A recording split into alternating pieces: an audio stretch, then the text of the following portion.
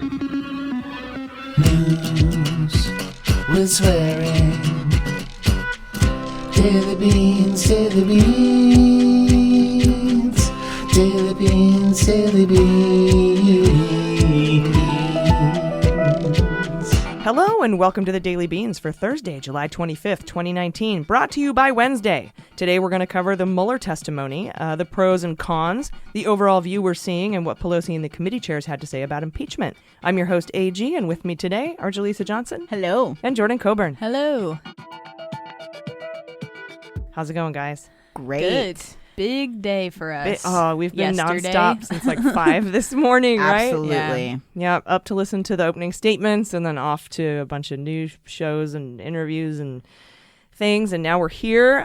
We've been checking in on Twitter and, and that's I'm not going to say that we can understand like everyone's in America's thoughts by what we see on Twitter from our followers, but It's a nice sample. it is. It's a good sampling, and I think the important part is that it's intelligent people and that follow us and you guys. And Fortunately, we I got think- some smart fans. I think we've cultivated, some people would call it a bubble. I say it's surrounding yourself with amazing people. But I think we can maybe get sort of a general overview of how the feelings are today. I've watched a couple of different mainstream news networks to see what they think and kind of what the word on the street is, quote unquote. I don't think we're going to feel the impact of this probably for another day or two. Right. My body feels it, but I think the country probably won't feel it for a couple of days. Right. Yeah, I feel like I just had an intense love affair. That's what I was thinking. Began and ended very quickly. Yeah, and you're like, did I hate it or did I like it? Yeah. I can't tell. Oh, man, I It's miss a lot him. to process. Yeah, Yeah. I do. I miss him. Say no more to me. Say no more. Yeah. He definitely answered like he was on a lie detector, though. Yeah, Like, totally. true.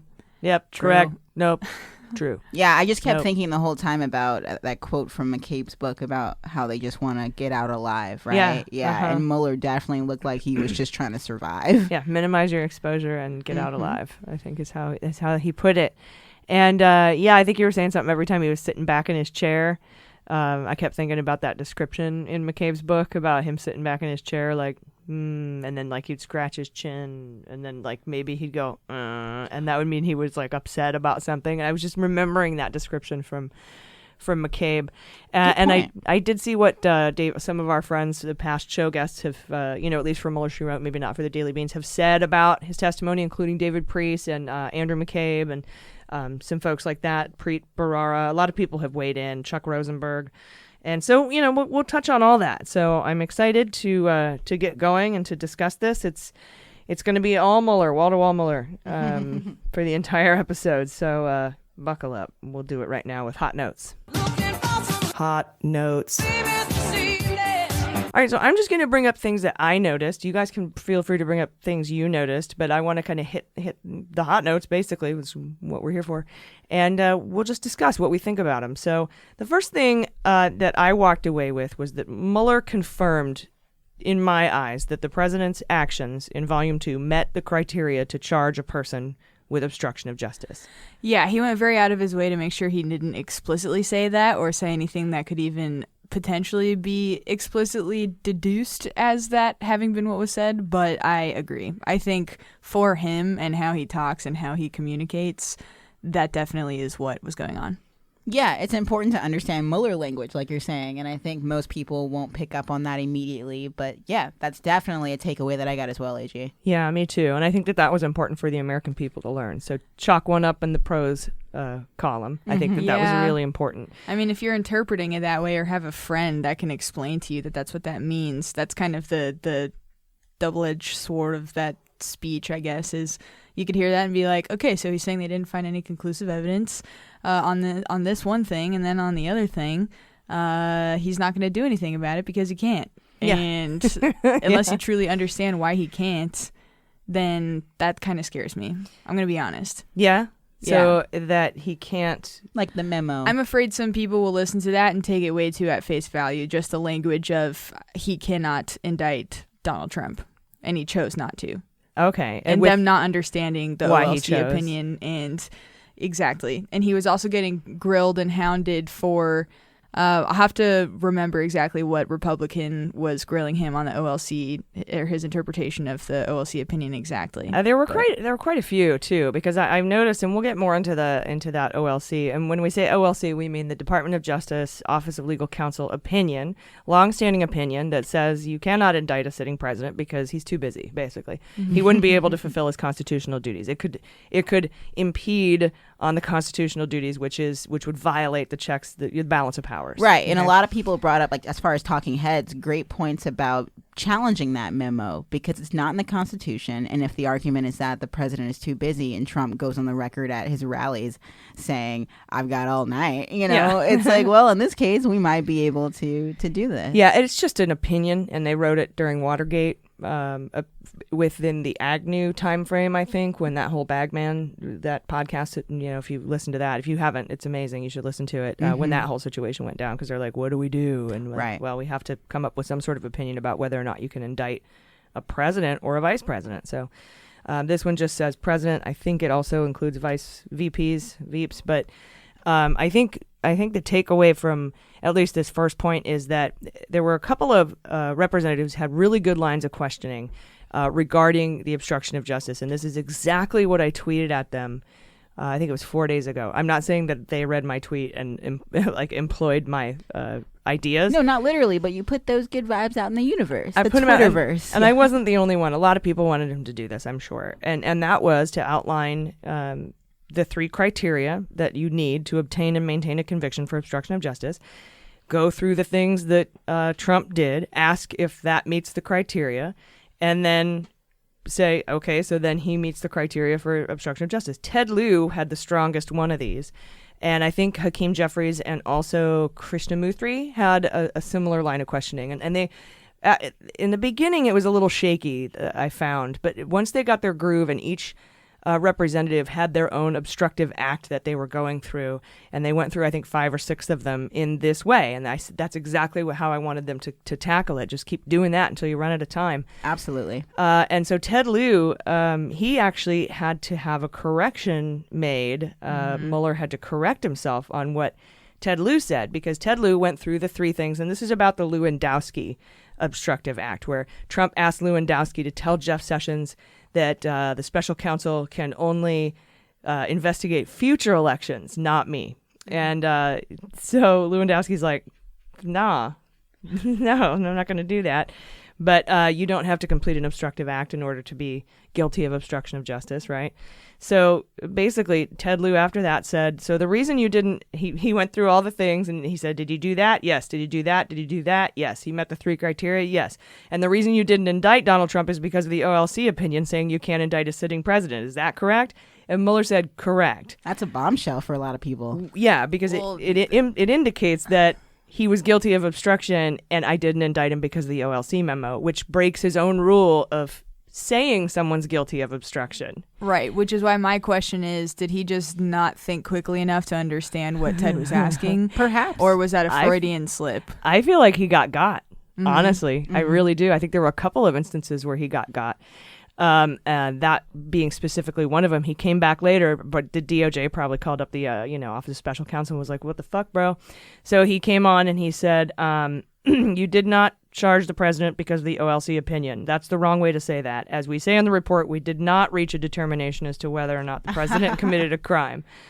So I'm with you. I think his first answer was correct. And he was just maybe not on guard or just answering it. And then I don't know. But that was the correction. And actually Trump came out after and said a bunch of stuff. And somebody asked him about what you were talking about, Jaleesa, which was Ken Buck, Colorado Republican, who said, so wait, are you saying you can indict the president after he leaves office? And he said, yep. And he says, you can indict the president of the United States for obstruction of justice after he leaves office. And he's like, correct. Yeah, I don't know why he asked that question. That was so crazy. I know. Yeah. I don't even think he meant to. I think he was like shocked by the answer. Yeah. But he was like, yeah, I can. Right, and we've talked about it. It says that in the OLC memo. But he was specifically talking about Trump and obstruction of justice, implying that Trump obstructed justice and could be charged with a crime once he leaves office because of what he did. And so then Trump was like, some reporter asked about that. Are you scared you could be charged after you? And he started yelling, "You're fake news," and that if you knew what you were doing, you're terrible, you're untruthful. If you knew what you were doing, you would know that he corrected that. He came back and corrected the record on that, and that is not true. He was conflating that with the Ted Lieu correction. Interesting. I'm glad you brought that up. I also saw another Trump comment after the hearings where he said that Mueller never had the right to exonerate him or the authority to exonerate him after he would chant total exoneration. So it's another flip-flop on Trump's part. Yeah, it was another line of questioning that the Republicans brought up. That was one of their more stronger legal arguments, though, I think, for sure. Like Right. collusion. They're like probably planting these words like exoneration. It's like, oh, well, he never had the authority. But I think Trump really doesn't know But the who fact, has what authority. But Mueller truly, the reason why I think it was a good line of questioning is because they got Mueller to establish that Barr does not have the authority to exonerate someone, and then by the virtue of Mueller being under Barr, he 100% wouldn't have the authority to do that. So why would you even put that in the report, especially since it's a huge soundbite right now? So that's actually a good argument. It's not. I don't agree with what they're saying. I don't agree with why they're saying Mueller decided to say that in the report. I don't think that Mueller was putting it in there trying to pull a fast one, knowing he can't technically exonerate it. I think he was saying exonerate more colloquially, not like, which is becoming like a freaking buzzword. Colloquially. Word of the day. Yeah. But no, I appreciate that. It definitely makes sense, especially considering that Barr is the one that really gets hurt by that argument, as opposed to Mueller, who doesn't need to exonerate anyone to make his point. That's a great point. Yeah. But if your argument is that you can't exonerate somebody, then why are you mad that he also didn't have an opinion as to whether or not he was guilty? Mm-hmm. Because they just are attacking him from all angles. Because Right. the one for that was, oh, well, that's just you being a bad prosecutor.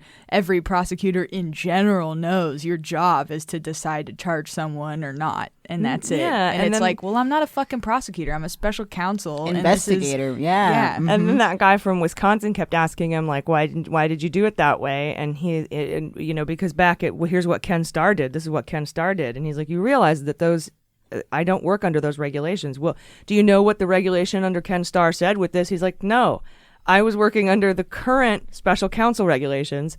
I don't know what I haven't looked at, nor why would I look at. And they're like, well, let me tell you what. Yeah. Yeah, that was their whole Yeah. thing. Like, yeah, he could come out with not a prosecutorial decision or like a judgment. He could make a judgment and could ask for impeachment where he didn't do that directly. He sort of implied it. Mm-hmm. So I just thought that was fancy. Yeah. Absolutely. I think another point where their logic fell through, and I just remembered what I was thinking of in the beginning of the show. So one of the Republicans, still don't remember his name, was saying, so if you were going off of the OLC memo and the OLC opinion that allows, they were saying, if you knew that you couldn't indict him, why would you continue to investigate him, right? That was the Wisconsin guy. Yes. There you and go. then Mueller's answer, which I feel like this went largely, maybe not overlooked, but at least not repeated when I feel like it should be repeated, is that the OLC opinion actually allows for the investigation to continue, even if the subject would not be indicted. That's explicitly laid out in the OLC opinion, as Mueller stated, at Right. least. It is, and it's in his report, and he's also said that the reason that they permit that investigation is so that you can gather the evidence, because a president can be indicted once he leaves office, and you want to get all of the evidence and materials while they're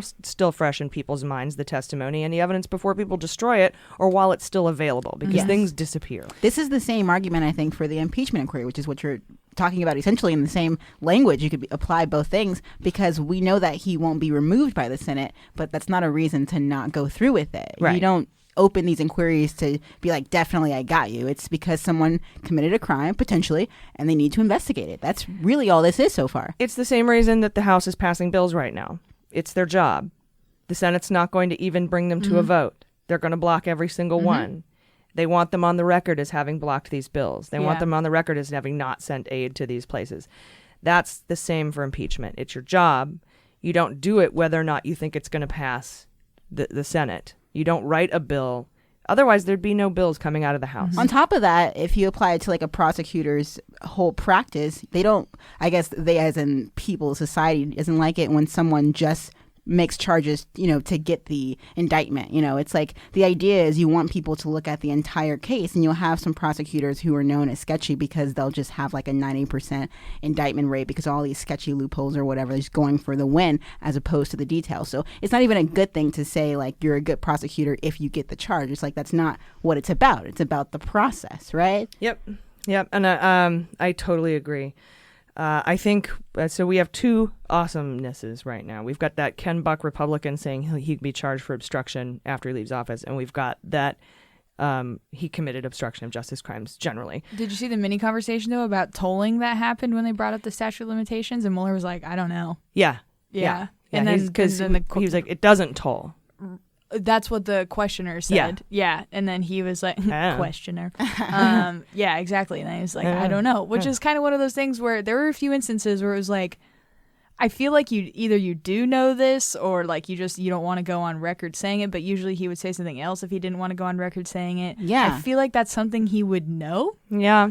At that point, like that's one of the main questions. I feel like that he should have said, wanted "I'm not to. going to talk about that." Exactly. I feel like that's because he said that a lot. And I have no idea. He said that a lot too. So yeah, which sounds bad too, kind of. Right. Though. I have no idea. Like I understand. That sounds more honest. I'm sure you have more of an idea than anyone else in this country. but he won't say anything that even indicates that. That he even thinks it, right? Because sometimes saying that you aren't going to discuss it could indicate that you are answering in the negative or the affirmative. Mm-hmm. But one of the downsides for me today, and this has its upsides, I just think that overall people are going to really wonder why he didn't subpoena the president.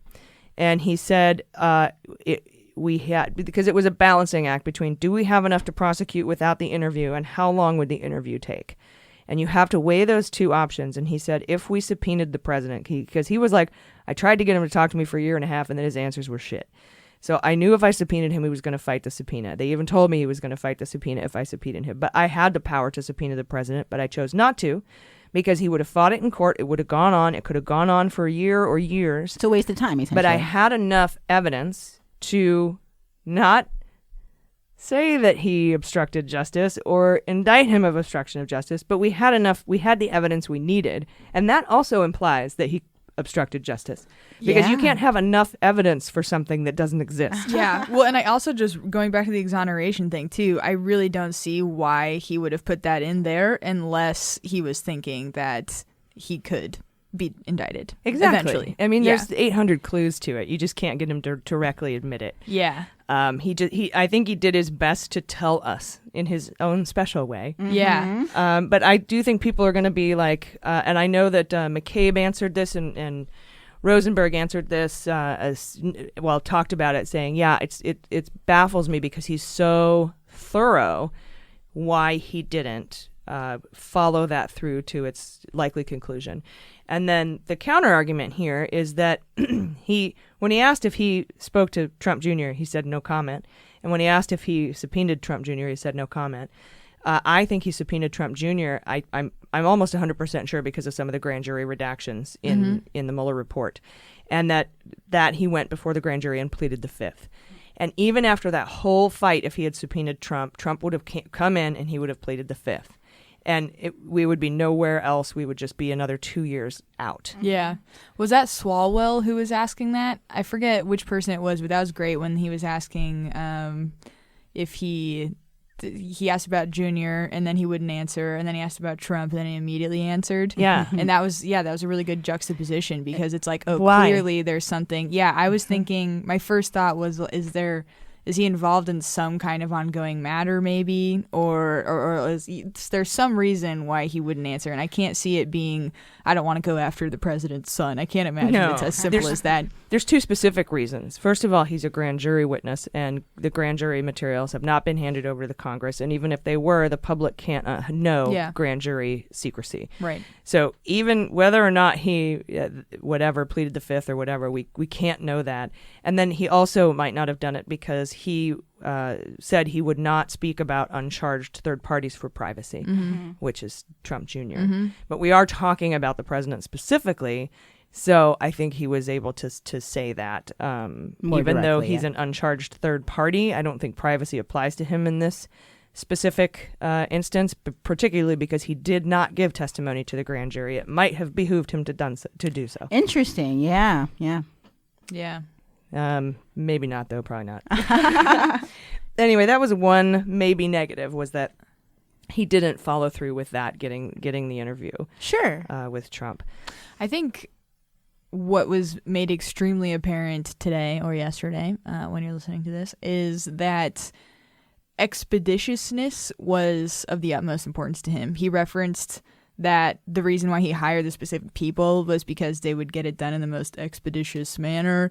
And right there, he was weighing out, is it going to be worth the time to try to get this testimony from the president?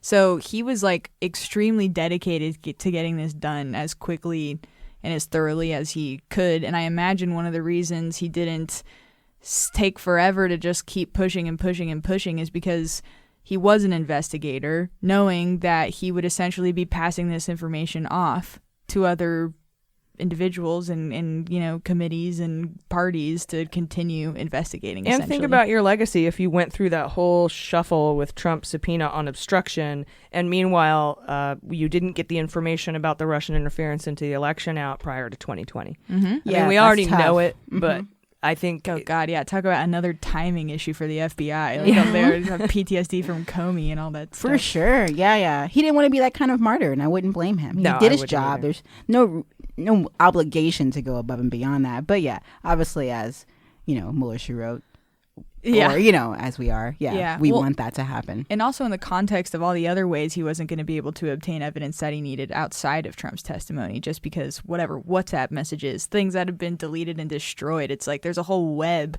of ends he's not going to be able to see through because of freaking tampering. Yeah, exactly. Just uncooperative. I'm the most transparent, most cooperative. No, you're not. Least racist. Yeah, he's the most genius, mouth Right. attached to the brain. The most all the good things and the least all the bad things. Yeah, that you'll ever see, that the world has ever seen. Yes. I read on the internet. If you read the internet, that's you said today. is that a Trump I was quote? on the internet. If you read the internet, Very cute. the Democrats terribly terrible.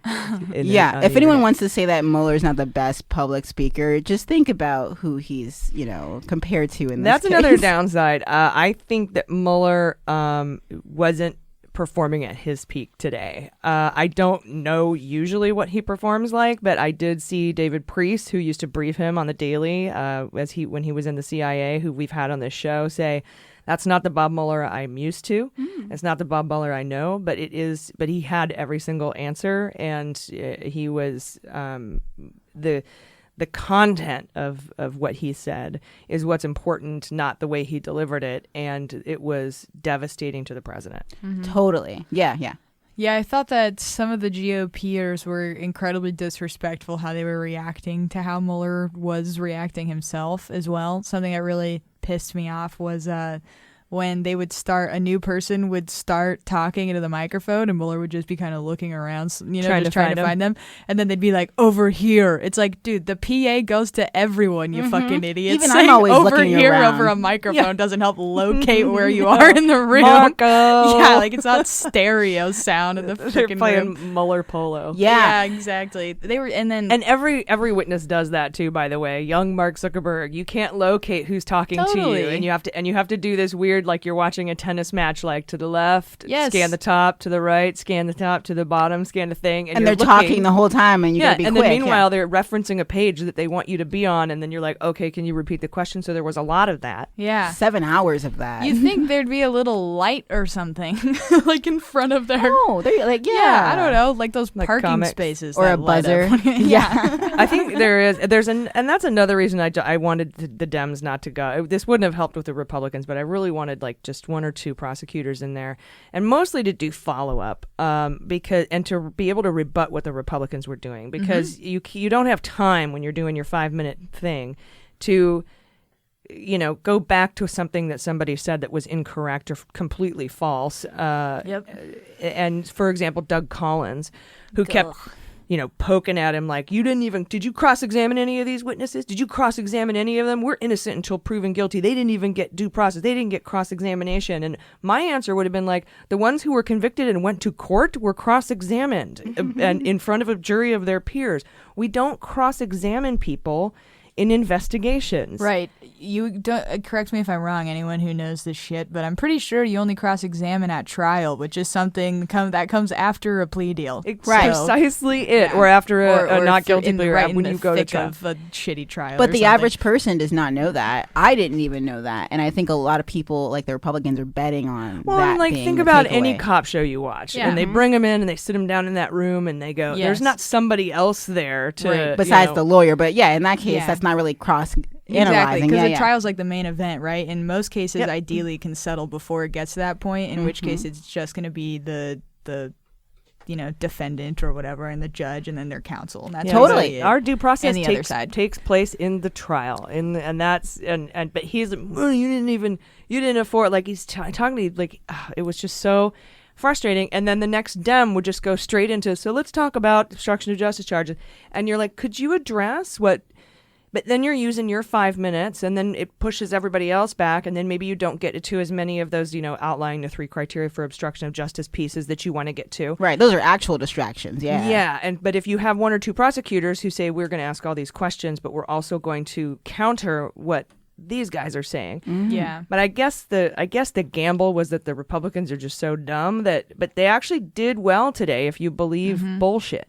You know what I mean? Right. Yeah, I think that exoneration example is a good one, because I'm sure that if, a Democrat that was already anticipating that point was going to be directly after that person, they could address it very quickly and explain away why that's not why there's some fallacy in that argument, which is what a lot of the Republicans had, I think, is complete pitfalls in their arguments that sound good, but there's some, major point to their argument that is faulty and based on something that's either not matching the case, that is his existence as an investigator and not a prosecutor, or something else. I feel like it was mostly that. Right, but for their benefit, those are the moments where Mueller seemed to drop the ball the most. He seemed just as thrown off as we were about how disrespectful they were. As much as you can prepare for a Republican, like attacking him like this, like it still seemed very weird. And so he even had moments where he stumbled to respond, and that's what they want, I would imagine. Like they're going for the emotion and the sound bites. Yeah, for sure. And something else I walked away with today is that there is evidence of a broader conspiracy between Trump and Russia, just not enough to convict. So I thought that was a really important point. I think that everything that they laid out in the Intel Committee, very much better I love situation. Schiff. And I think they reversed them. I think the Intel should have been first, and that the obstruction should have been second. Talk about the crimes and then talk about the obstruction of the crimes, because that's how Mueller laid it out in his report. I'm not sure why they did it the opposite way, but whatever. I'm going to put that as a negative. Yeah. Yes. Well, I mean, I guess it wasn't explicitly laid out that they were only supposed to talk about, volume 1 in one committee and volume 2 in the next. There was kind of questions that were crossing over between both, so maybe they just didn't think about it like that. They were a little, but those 3 people who have seen the fully unredacted Mueller report that go on both are not supposed to mix business with pleasure. They're not supposed to mix obstruction with counterintelligence or anything like that. Which one business? Which one's pleasure? Yeah. It's business time. Nice. Yeah, and they did mix and match, and some did talk about obstruction in the Intel Committee, and some did talk about Russia in the Judiciary Committee. But But their game plan seemed to be to keep them as separate as possible. yeah, and I felt like they should have reversed that. So that's kind of like a half a negative. But the evidence that there was a broader conspiracy between them, because multiple congressional representatives spent a lot of time ensuring that collusion was not something that Mueller investigated. And that was another thing Doug Collins did that no one corrected him on. He kept asking. He's like, but right here in your report, you say that collusion and conspiracy are colloquially the same thing. Or almost colloquially the same thing over and over again. And Mueller's like, you're taking that way out of context. That's at the end of a sentence where I say for like 9 times why we aren't going to use the word collusion, and that collusion has nothing to do with the law except in some very explicit and few antitrust cases. And no one counteracted that. The next Dem just went on. And colloquial, to understand, and that's... his utilization of that word right there is a doctoral level utilization of the word colloquial, because when you're writing a doctoral dissertation, and they don't do this, I think, in master's theses, they might now, but you are not supposed to use colloquial terms because they are non-definitive and they're wishy-washy and ambiguous, and they mean different things to different people, different groups for different reasons. And that's what the colloquial part meant. But he was just sliding it in there hoping that Trump supporters didn't know, and I don't think a lot of people understand the utilization of colloquial in that particular legal document, and slid it right past him. And Mueller was like, yeah, they're the same, and then we have this soundbite of Mueller saying that collusion and conspiracy are the same thing when they're not. They are colloquially, but, and it's just those tricks that somebody should have been able to follow up on, and I think an expert prosecutor would have been able to do that. Definitely. Mueller clarified that a person does not need to successfully obstruct justice to be guilty of obstruction of justice. I thought So that was an important. important point. Very big. Yeah. And makes complete sense. That's why attempted murder is a charge. Exactly. It's a little bit different because attempted murder is a different charge from murder. And so we don't have attempted obstruction and obstruction. It's like premeditated or something. I more like so that? mean just the analogy of trying to do something and being unsuccessful. Right, And I still got being that, criminal. yeah. But I you don't have to appreciate- successfully stop the investigation in order to obstruct it or to attempt to obstruct it. That's what obstruction of justice is. Otherwise, we would never have to go to trial for anything because there would be, if every investigation was successfully obstructed, you wouldn't end up in court. So That's Trump's perfect world. yeah, crime, that is blue collar or white collar America Seriously. right now. Really. Yeah. That is. Maybe you can obstruct investigations in white collar America. And then Looks when the like rules it. change for a second for one of them, they're like, no fair. Deep state. Exactly. Yeah, so I just thought that was really important and wonderful that it got on the record clearly that because Trump has been saying, I couldn't obstruct justice because did I fire Mueller? Was Mueller fired? Was was your investigation impeded? By my obstructive acts? No, because Don McGahn and Lewandowski and Sessions were like, we're not fucking doing that shit. And Don McGahn actually threatened to resign, and all these different things happened. We'll get into those very specifics of the report in our other show, Mueller, She Wrote. On Thursday nights, we do a deep dive into the report, and we're just starting volume 2 this week, so check that out. But yeah, I thought that was a really important point that they got through. Also, Russians attacked our elections in a sweeping and systematic fashion, and the Trump campaign gleefully welcomed it. I think that that was established today, and I don't know if a lot of Americans knew that, oddly. But it is true, and I think that was well established. And not only that, but in a hearing this week, the director of the FBI, Chris Wray, said Russia was still a threat. And he also admitted that he hadn't read the full Mueller report. And Mueller revealed in a line of questioning from Krishnamurthy that the FBI is currently investigating Trump associates vulnerable to Russian blackmail. Interesting. That's another big headline that came out of this. So where was the intel? We found the intel investigation. It's happening. It's going on right now. Nice. And yeah. Mueller also said that Russia's hacking us or trying to interfere as we sit here. Like, those were his words. And I thought that was really powerful. Yep. And that he also said that not nearly enough is being done about it. Yeah, I think it'd be a good idea to go back and rewatch these 7 hours, basically, of Honestly? testimony. Yeah. And really examine every time he spoke more words than a sentence, right? Because that's when he was probably saying something important. Or else Definitely. he wouldn't have expanded. Yeah, he said WikiLeaks or Trump's support of WikiLeaks, to say it's problematic would be an understatement. Yeah. That's another interesting. Exactly, stuff like that. That was a Yeah. really good point that he drove home. So our final tally of pros and cons is we have 4 negative things, which were that he waited to subpoena, or he didn't subpoena Trump, that his facilities might not have been all there, whether it was because he was nervous or for whatever reason. That the 5-minute rule instead of 2 prosecutors, I thought would have been better, and the fact that they put obstruction at the beginning of the day instead of at the end of the day. But we have 7 great things that came out of it. So it's overall The pros get it. a win. Yeah. And just a couple last minute things that we can probably just go through here. He was asked why Mifsud wasn't charged because there's some big Spygate deep state thing that Mifsud works for Mueller or something dumb like that. He works in a pizza basement, and I don't know. But Mueller said himself that the text messages and communications that Papadopoulos lied to him about made it impossible for him to corroborate Mifsud's lies. That could be a reason he wasn't charged, that lack of evidence. Also, if he's a spy, he is a spy for the Russian government, and Mueller's not going to touch that shit in public testimony. He's not going to talk about counterintelligence. He's not going to interfere with those investigations. Those folks may be rolled, and we don't even know it. I mean, maybe Mifsud isn't missing. Maybe he's under arrest. He's not going to talk about Mifsud, and it's not because they sent him out to entrap Papadopoulos of all stupid people. Like, I got a plan. We're going to frame OJ. You know, Right.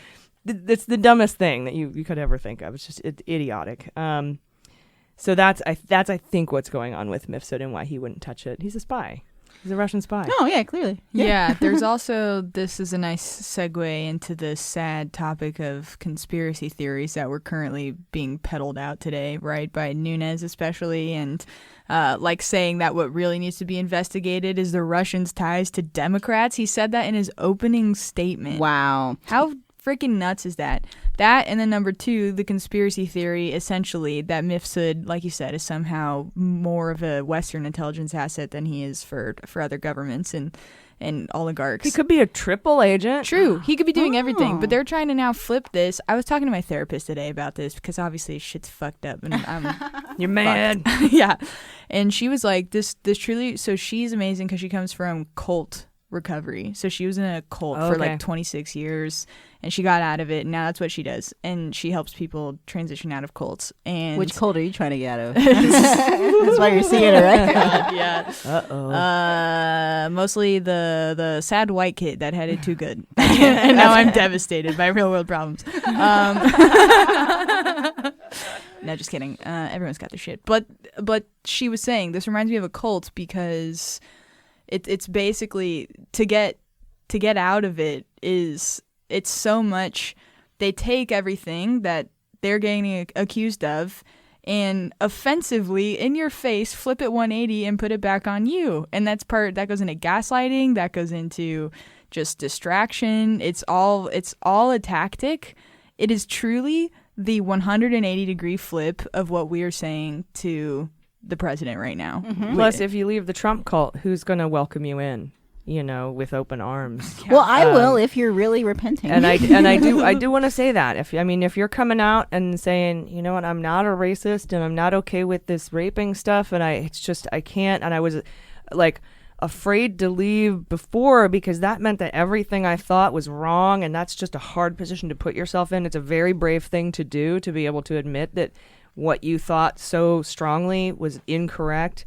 But if you I'm open arms if you're like, I can't stand this racism and misogyny and autocracy and movement toward tyranny, and I mean, you don't have to use those exact words, but you know what I mean. Like, I'm super sorry, I'm not like this, and I was just so hard for me to.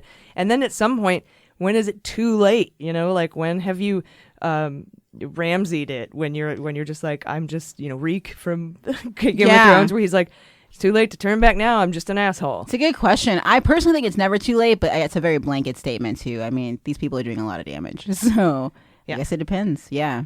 Yeah, he burned 2 of the Stark children, which ended up not being them, but in his mind he did, or he knew he didn't. But anyway, too many people hated him, and he did too many horrible things. It's too late to repent. Mm-hmm. I am now past the tipping point into full-on asshole. And, it's just hard to get out of, Yeah, good point. Look at Joe Walsh's Twitter life, though. Don't you want to live that life? Everyone loves his shit Look now. at Justin Amash. He's famous now. Yes. Yeah. I Famous like for flipping. 80% of Joe Walsh's tweets right now. It's weird, Yes. right? Yes. Yeah, even Geraldo Rivera came out the other day and said, this racist stuff against these 4 women is too far, bridge too far. And I'm like, who the fuck are you? Joe Scarborough, too, from Morning Joe, he said, God, please forgive me for ever being a Republican after the hearing today. Yeah. Yeah. And so if you're out there, email us, hello@MuellerSheWrote, anonymously if you want. Anything you need to say. I don't know if anyone who would be listening to this, but start a confessional for former Republicans. Yeah, like bring it in. We'll hug it out. Yeah. I'm sure you're a great person. Deep down. Sometimes we just get caught up in think of all the a-holes I've dated in my life. I had to get out of that shit. Well, and people doesn't make me an manipulate asshole. you. They manipulate you into thinking they gaslight you. Yeah, into thinking that, your very well-intentioned soul, right, should be propagating these things that wind up hurting people. Totally. Absolutely. So. And some of their souls are not well intentioned and they just suck fundamentally. Sorry, I just had to throw that in. Little disclaimer there. Some of them are just, I agree, they're going to be evil. Right, it's like a fine print at the end of like one of those products. Yeah, cannot salvage everyone. So Pelosi came out and did a little press conference after, and she got real loosey-goosey on impeachment. She started talking about how, because before she would just say, nope, it's not on, it's on the table, but I'm not talking about it now. I just want to have a strong case. End of story. Today she explained what she needs for a strong case and why she needs it. She said, well, right now we've got, 4 committees, 6 in total, but 4 that are really going after all these investigations with, going hard at all these investigations with the president and their foundation and the Victory Fund and the organization and all, NRA, all that stuff, Trump's taxes, etc. And they're already into the court, most of them. Some of them have gone to the courts already. And I want to wait to see what they come out with. And then I know Jerry Nadler got up and said in the next day or 2, he's going to petition the court to get the grand jury materials. And which he could do easier if there was an open impeachment inquiry. Mm-hmm. But I think he should be able to get them anyway. And he's going to try to get the court to order Don McGahn to testify.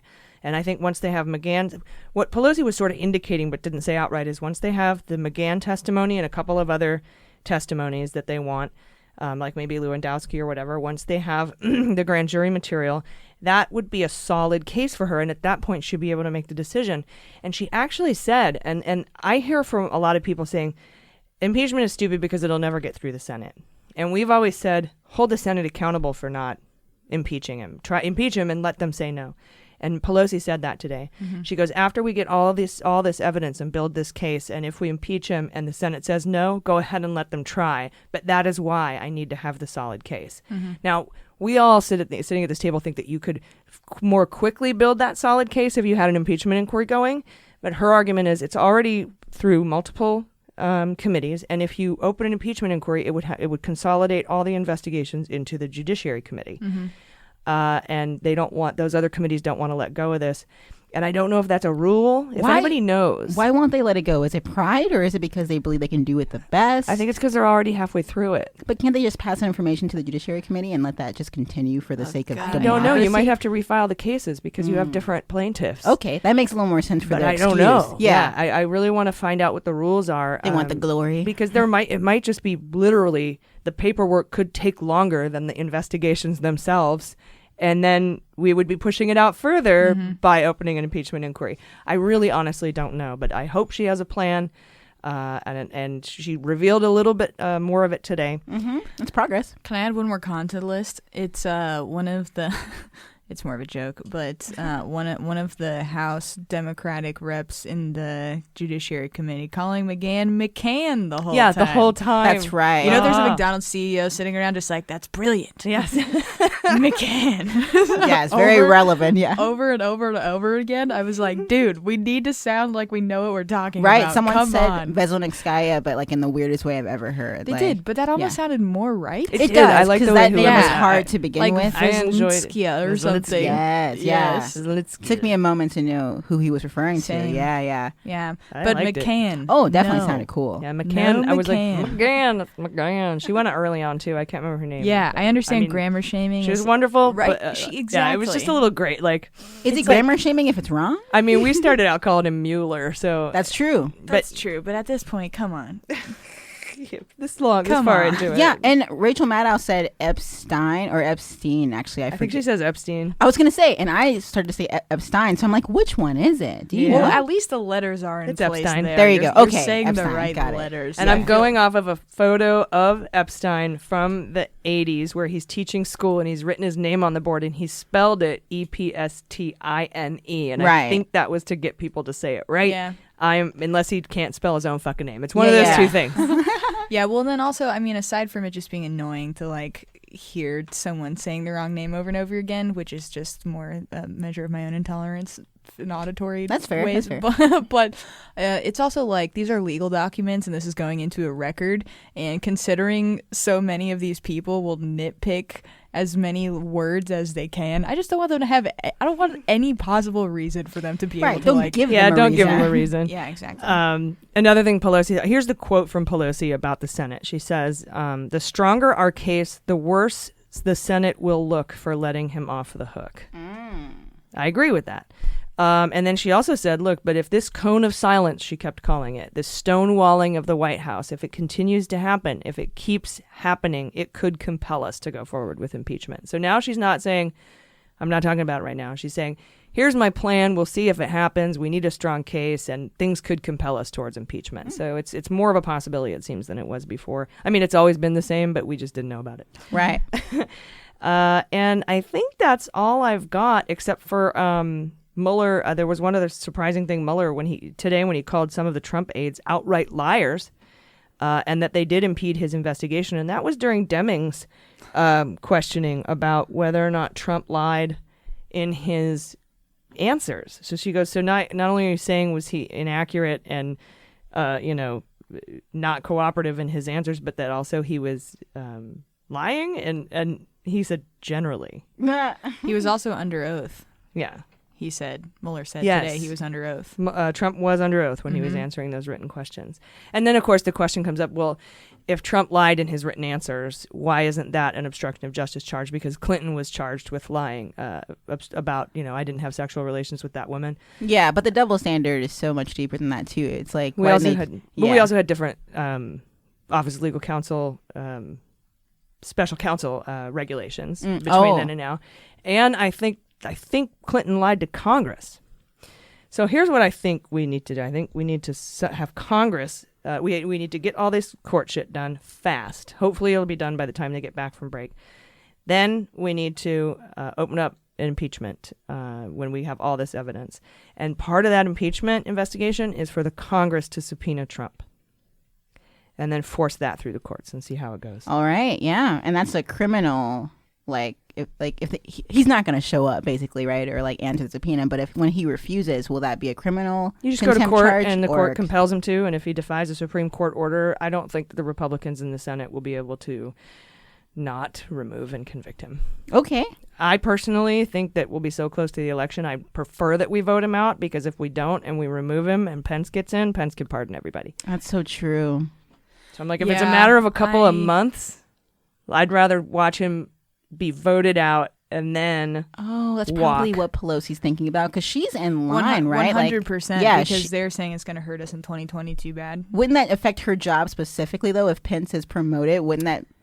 She's saying that this is her last cycle as speaker, right? She said that. That's what she said. Yeah, she said after this. That's the nicest way to say that's what she said. That's what she said. That's what she said. When she took over the job, she was, because she knows that I think she made a deal with the incoming freshmen, our super wonderful, diverse incoming freshmen, saying, I know you guys don't want to vote for me for Speaker of the House. I know that we have a lot of problems, but I'll tell you what, let me do this while Trump is president, so because I can whip everybody, and then I promise I will step down as Speaker after that. Yeah, I agree with that.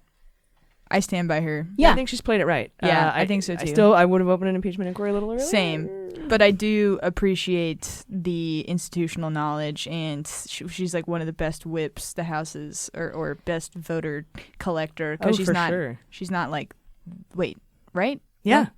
Is she the whip? Oh, she's not the party. Okay, that's what I was gonna say. But she has been. But right? she's a whippette. Well, she does whip. Yeah, that's what. Yeah. Yes, but she's not. It's the difference between a verb and a title. Okay, that's a different job. Got it. Schoolhouse Rock. Like one person's sole job is just to make sure everyone's on the same page. Yeah. The only time she's failed that I've ever seen her fail to get everybody in the same, caucusing together was during the vote for the aid to the border. Yeah, that was the only time that the Dems were split on anything ever. Yeah, that was not good. No, it was kind of, I was like, ooh, that's not. But they did it for the right reasons. Those that did, not side with Pelosi, even though I like Pelosi. They always do it for the right reasons, but then it's bad for the party. True, but it's like, what are you gonna do? Just ignore it? They just made a protest. It passed anyway. Yeah, exactly. It's a protest vote.